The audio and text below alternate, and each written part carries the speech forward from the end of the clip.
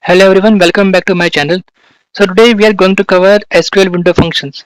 So in this video we will be covering the row number, rank, dance rank, lag and lead. We will be covering these 5 window functions here. So now let's understand why we are using the window function. What is the aggregation problem here? So when we use the standard group by function, if you see on the screen, right? So it calculates a single summarized value per group, but it completely collapses all other columns and all other individual rows as well. So we don't see the original data, we just see only the aggregated data when we use the group by clause, right? But in window function, what it will does, it will calculate aggregation, ranking or cumulative math over a specific context while retaining every single row. So our data will remain as it is. On that same data, it will apply the window function, and as a output we'll see entire data. We don't see only aggregated data as we see in the case of group by. We'll see the entire data here. So that's the fix, or that's why the window functions comes into picture. Okay, so now let's understand the anatomy of the over clause. So we know and we have seen in the window function we usually use these components. We use over component, we use partition by, we use order by. So before we understand the window function, let's understand this component. Okay, okay, so first let's understand what is the over clause. So over clause defines the window, which is a set of rows on which a window function performs its calculation without reducing the number of rows written. So it will define that window on which we need to perform our window functions. So that is the over clause for you. That's very simple.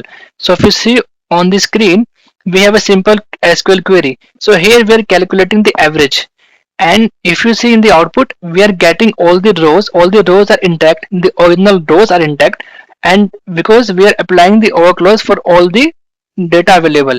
And in the output, if you see, we have the original rows plus we have a new column called average salary, which has the value of average salary. So here if you notice, all the rows remains in the output. Now the partition by. So partition by, it basically divides the result set into smaller groups, and the windows function is applied independently within each group. Okay, so that is a partition by. So if I tell you, like we can think of partition by as creating multiple mini tables inside the original tables which we have, and then calculation starts fresh for each mini table. So that is the functionality of the partition by. So if you see on the screen, here we are using over, and inside the over we are using partition by department. So in the output, if you see, the data has been divided based upon the department, right? Because we have used partition by department. So here IT department has its own employees, HR department had its own employees. So it's two mini tables we can say which has been created. So that is the functionality of partition by. Now order by clause. Order by clause is very simple. Basically it specifies the order in which rows are processed within each window or partition. So before applying any window function, we need to define the order by clause. So it basically tells SQL which row should come first, which row should come second and third, and so on, right? So before assigning ranks or performing any cumulative calculation or window function, we need to use order by clause to specify the ranking or to specify the output order of the data. Okay, so if you see on the screen, we have a SQL query, and here we are using order by salary in the descending order. So what SQL will do, so we have already partitioned the data by department. We have the IT department and we have the IT department employee salary there. What order by will do, order by first sort the salary by descending order. If you see, salaries has been sorted by in the descending order, and then it applies the row number window function, like it's getting the rank 1 2 3 here, right? So overall we can say that a window function operates over a set of rows defined by the over clause.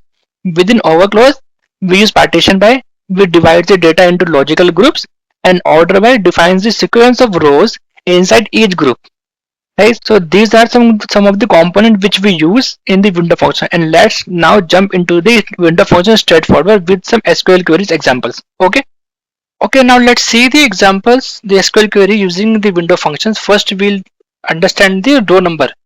So suppose this is our data here. We have the ID 1234 and we have the employee name. We have the corresponding salaries here. Okay. So if we apply the row number function here, so this is our row number query. So if we apply, what we are doing here, We are using the row number function, we are using the hour clause, and we are ordering the salary by in the descending order here, right? So if we execute this query, you can see here. So we have the row number assigned 1, 2, 3, 4.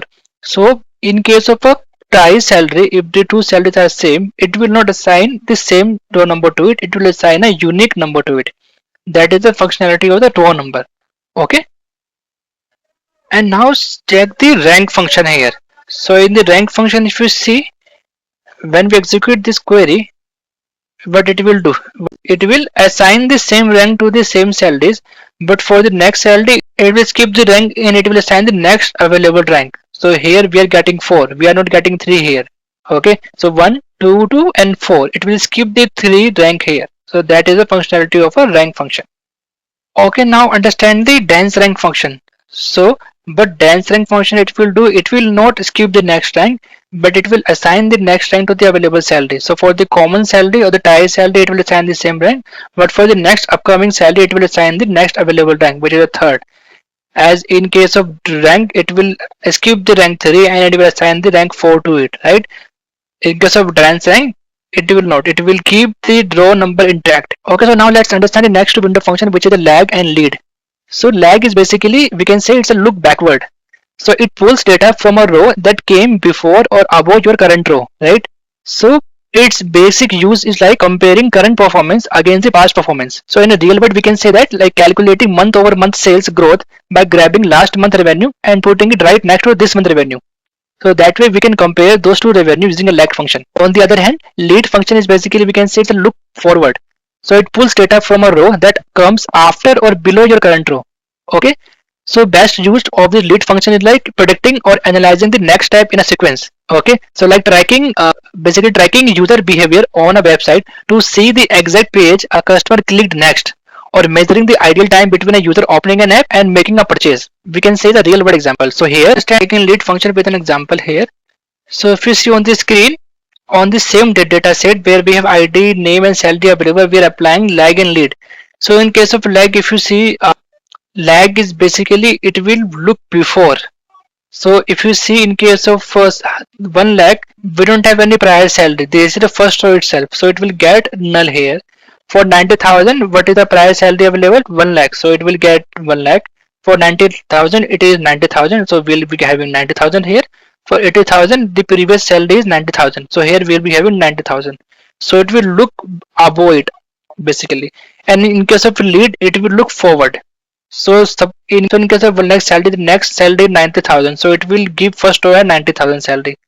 For 90,000, it is 90,000 only. For 90,000, the next salary 80,000. So we will having 80,000 here. For 80,000, we don't have any next salary. So it will assign a null to it. So where we want to compare the previous data with the next data or the past data with the current data, we can use lag and lead there. So that's the basic example of lag and lead in the window function. And these are the important window function as well. So I think that's it from my side in this video. I have covered window functions and I think these are the important interview questions which company usually ask. So I have explained it with a simple example, with simple definitions. I hope you understand it. So I'll see you in the next video. Till then, take care. Bye bye.